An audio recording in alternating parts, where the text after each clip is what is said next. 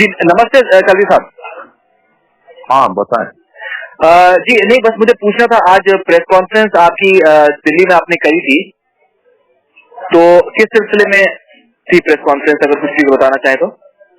नहीं, यही जो ऐतिहासिक फिल्मों के बारे में हम सूचना और प्रसारण मंत्रालय को हमने लिख के दिया है कि इसके बारे में एक प्री सेंसरशिप बोर्ड हो। सेंसरशिप तो काम करती है बात, हम चाहते हैं कि उस फिल्म को बनने से पहले ही चेक करा जाए ताकि इस तरह की कुछ वाकई नहीं हो, और चाह रहे हैं कि उसमें प्रोड्यूसर डायरेक्टर्स की जो संस्था है वो भी इसमें सहयोग करे। जी तो मैं ये पूछ रहा था कि उसमें आपने सूचना और प्रसारण मंत्रालय से इसके बारे में आपने बात करी है क्या कलवी साहब?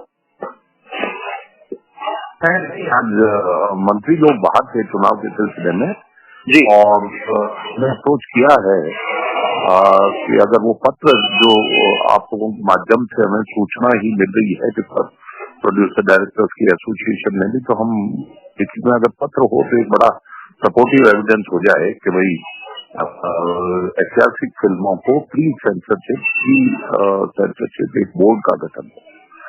हम इस प्रयास में हैं कि वो, क्योंकि हमें टेलीफोनिकली अखबार के माध्यम से भी ये पता लगता है they are supporting the issue. मतलब मिनिस्ट्री सपोर्ट कर रही है आपको? नहीं, मिनिस्ट्री नहीं, ये जो प्रोड्यूसर डायरेक्टर जो गिल्ड जो एसोसिएशन है जी, उससे हम कोशिश में है कि वो भी एक हमें इसके समर्थन में पत्र दे दी।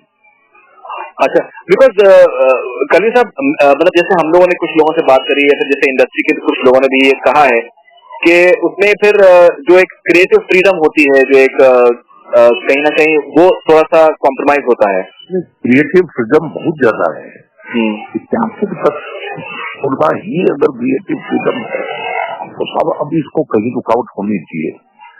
आगे अगर स्वतंत्रता की, अगर बोलने की स्वतंत्रता, लिखने की स्वतंत्रता अगर है, मोहम्मद साहब पर भी लागू करके देखिए, देखे तो एक कार्टून बना के देखिए, फिल्म तो प्रॉफिट मोहम्मद से आप कह रहे हैं?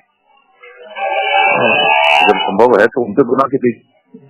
अच्छा, ये अगर राजपूतों के इतिहास पर क्यों होता है, ये राजस्थान के इतिहास को ही क्यों ये स्वतंत्रता दी जा रही है, और ये कोई अभिव्यक्ति की स्वतंत्रता नहीं है।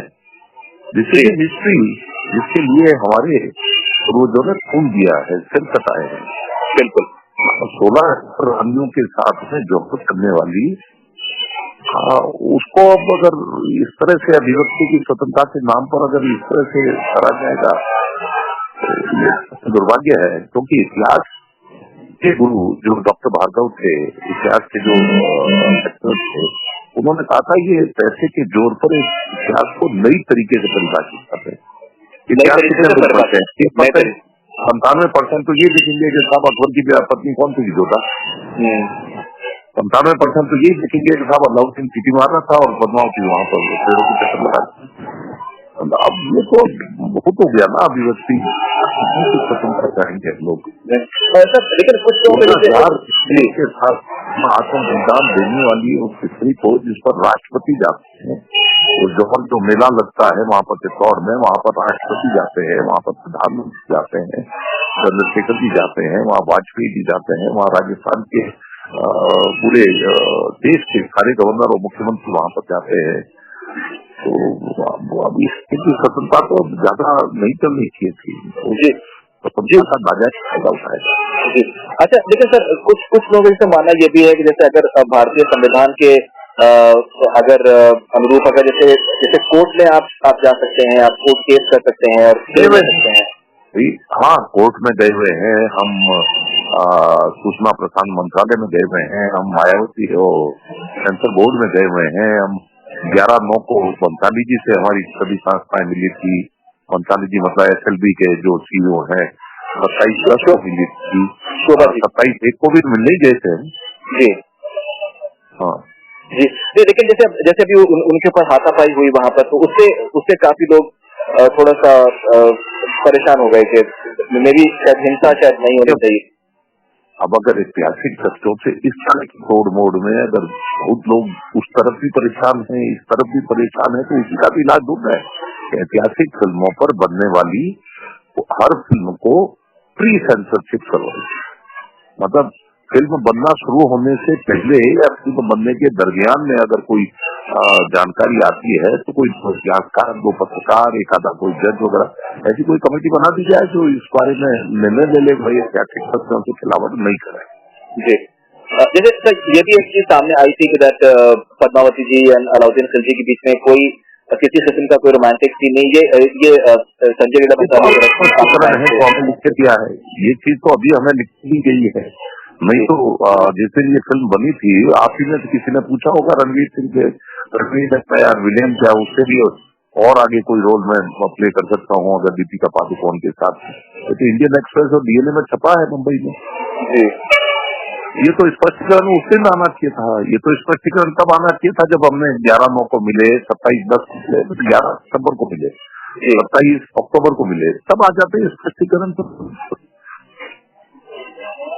बहुत तरह के स्पष्टीकरण आ रहे हैं पर उन स्पष्टीकरणों का तो हमारे पास ही क्या स्पष्टीकरण है। तो ये कहते हैं तो भाई हमें जानकारी है और पुख्ता जानकारी है, तो इसलिए के लिए हमारे बच्चे गए, वहां पर 2 हवाई फायर हो गए। हवाई फायर के कारण हिसाब समझना चाहिए, ह्यूमन टेंडेंसी तो मानवीय तो ये कहती है भाई भाग जाओ बंदूक छोटी, पर वो मैं तो ये कहूँ अगर राजपूत को अगर बंदूक बाहर से आवाज दबाने की कोशिश की जाएगी तो बहुत बड़े मूर्ख हैं जो इस तरह का समझते हैं। जी जैसे कल भी अभी आई थिंक कल परसों में भी शेखर सुमन साहब के साथ में भी हुआ इंदौर में, और उनके घर के सामने भी कुछ एक तो बहुत अच्छी तरह से उसके सामने कुछ भी नहीं हुआ था। उससे पूछने गए थे कि यार तुम किसको दौड़ा रहा है, किसको सड़कों पर दौड़ा के मार रहा है, किस कारण से मरवा रहा है, उसको संवेदनशीलता समझ आई।